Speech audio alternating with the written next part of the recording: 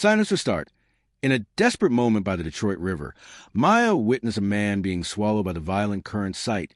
1, 2. It'll start. Without a second thought, she dived into the freezing water, ignoring the sharp debris that tore into her leg. Sight. 5, 6, 8. Silence or start. Despite the agonizing pain and the overwhelming tide, she managed to grasp his sleeve and pull his limp body to the muddy shore. Sight. 11, 12, 17. Sight under to start. Finding him unresponsive, she desperately performed life-saving CPR, breathing air into his lungs until he finally gasped back to life. Sight. 18, 19, 21. Sanders to start. However, the relief was short-lived when the man's wife arrived and, judging Maya by her ragged clothes, accused her of being a criminal. Sight. 26, 31, 34. Sanders to start. Even after being struck by the woman, Maya's selflessness didn't waver. She lunged forward to push the woman away from a falling tree branch, saving her life as well. Sight. 33, 39, 40. Silence to start. Tom, now recovering, stood firm in defending Maya, explaining that she was the reason he was still alive. Sight. 49, 66. Silence to start. As the woman looked at Maya, mud-stained, bleeding, and trembling, her anger dissolved into silent disbelief. Sight. 43, 47, 68. Sight unders her start. Tom noticed Maya's severe injury and insisted they couldn't leave her behind. Sight. 70, 72. Sight unders her start. When Maya tried to stand, her leg buckled, and she eventually had to accept Tom's steady hand for support. Sight. 74, 77. Sight unders her start. While waiting for the ambulance, Tom learned that Maya lived under a bridge and had lost her mother years ago. Sight. 91, 133. Sight unders her start. Unlike others who offered empty pity, Tom's reaction felt like a solemn vow to change her life. Sight. 92, 93. Silence to start. They discovered a shared bond in their loneliness. Both had come to the river to escape the pressures of their world. Sight. 97, 98, 99. Silence to start. As the sirens approached, Tom looked at Maya and promised that this was not the end of their story, but new beginning. Sight. 102, 162. The ambulance arrived at the riverbank, its lights casting rhythmic red and white shadows through the mist. As the paramedics rushed toward them, Tom refused to let go of Maya's hand. Even as they treated his own hypothermia, he made it clear he wouldn't leave without the girl who had saved him. For the first time, Maya felt the weight of someone else's protection as Tom pushed back against hospital protocols to ensure she wasn't left behind. Inside the vehicle, the silence was heavy with a newfound bond. When a medic asked for her emergency contacts, Maya's quiet admission that she had no one since her mother passed away hit Tom deeply. "People always walk away from me," she said plainly. "I just didn't want to be like them."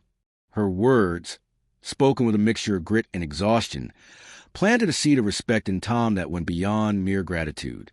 He realized that Maya hadn't just saved his life. She had shown him a level of integrity he rarely saw in his own world. Upon reaching a private hospital, Tom insisted that Maya be treated first.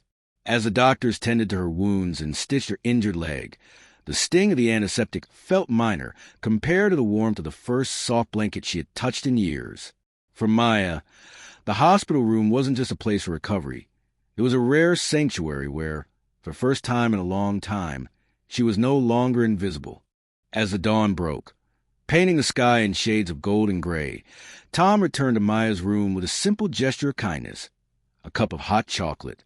It was a luxury she had never experienced, tasting like warm candy and offering a momentary escape from her harsh reality. Tom revealed that he was being discharged, but then he made an offer that Maya never expected. He didn't want to go back to his world alone. He proposed more than just a reward. He offered her a home, an education, and the chance to finally be a child again. Maya, used to temporary kindness that always expired, was skeptical. "You're just feeling grateful," she told him. "It will pass." But Tom insisted that her selfless act in the river had shown him a level of humanity he hadn't found in years of business and wealth. He wasn't acting out of guilt, but out of a deep-seated respect for her spirit. When Maya admitted she didn't know how to be normal or how to trust anyone, Tom didn't pull away. He simply smiled, acknowledging that they would figure out together. The story that began with a desperate struggle in the icy water ended with a quiet promise of future, one where Maya was no longer a ghost under a bridge, but a personal home and a story that was just beginning. In the quiet of the hospital room, a new bond was forged. Maya admitted she hadn't been to school in a year, having been labeled as difficult, though she jokingly noted she was only that way when hungry. When she asked what to call him, Tom simply said, "Tom is perfect." Before leaving, he handed her a sleek black card. Not a credit card, but a symbolic key to a better future. "I'm willing," Maya whispered, finally choosing to trust the path ahead of her. The drive to Tom's residence was surreal. Seated in a luxury SUV that felt like a cloud, Maya watched the city's familiar, harsh streets fade away. She shared the painful reality of her past, being homeless since age 11 after her mother, a kind English teacher, passed away from cancer. Tom didn't offer empty pity. Instead, he validated her strength. When they arrived at his estate, a place Maya could only describe as a castle, he looked at her and said the words she hadn't heard in years: "Welcome home." Their first dinner together was a world away from the soup kitchens Maya knew. Surrounded by polished silver and the scent of home-cooked food, she ate slowly, almost afraid the dream would vanish. When she asked why he hadn't revealed his wealth earlier, Tom replied that he didn't want his status to matter. He reminded her that his money hadn't saved him in the river. She had. In that grand dining room, Maya began to realize that she was no longer invisible. She was finally safe. "You didn't seem like a billionaire," Maya said, her voice barely a whisper. Tom leaned back, a soft smile playing on his lips. He explained that out in the river, titles and bank accounts meant nothing. Only the will to survive and the kindness of a stranger mattered. He told her that he had spent years surrounded by people who saw him as a dollar sign, but in Maya's eyes, he saw someone who just wanted to help another human being. After dinner, Tom showed Maya to her new room. It wasn't just a place to sleep. It was a sanctuary with bookshelves, a large window overlooking the garden, and a bed that promised safety. For the first time in years, the nightmares of the cold bridge and the roaring river began to fade. Maya realized that she didn't have to be a street rat or invisible anymore. As she looked out at the moonlit garden, she understood that her act of bravery hadn't just saved a life. It built a bridge to a world she never thought she belonged to. Thomas Ward gave her a home, but Maya gave him something far more valuable, a reminder that humanity still exists in the most unexpected places.